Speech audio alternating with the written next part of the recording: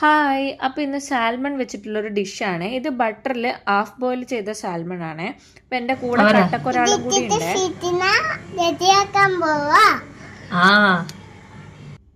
ഇയാൾ പറഞ്ഞ പോലെ നമ്മൾ ബട്ടറിലാണ് ഇത് ചെയ്തെടുക്കുന്നത്. അപ്പോൾ അതിൽ ഓൾറെഡി ബട്ടർ ഉള്ളതുകൊണ്ട് ഞാൻ ആവശ്യത്തിന് കുറച്ച് ബട്ടർ മാത്രമേ ആഡ് ചെയ്യുന്നുള്ളൂ. പിന്നെ ഫിഷ് ഞാൻ ചെറുതായി കട്ട് ചെയ്ത് വെച്ചിട്ടുണ്ട്.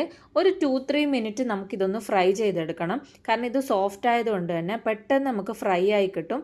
അപ്പം അതൊന്ന് ഫ്രൈ ചെയ്തെടുക്കണം. അപ്പം ഞാൻ ഇതൊക്കെ ഒന്ന് ഫ്രൈ ചെയ്തെടുത്ത് ഒരു ചെറിയ പ്ലേറ്റിലേക്ക് മാറ്റിയിട്ടുണ്ട്.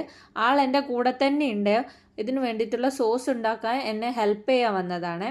അപ്പം ഞാൻ അതിന് വേണ്ടിയിട്ട് ഒരു പാനിൽ നമ്മൾ ബട്ടർ നേരത്തെ ഫ്രൈ ചെയ്ത ബട്ടർ തന്നെയാണ്, വേറെ ഒന്നും ആഡ് ചെയ്തിട്ടില്ല, കാരണം അത് കുറച്ചധികം ഉണ്ടായിരുന്നു.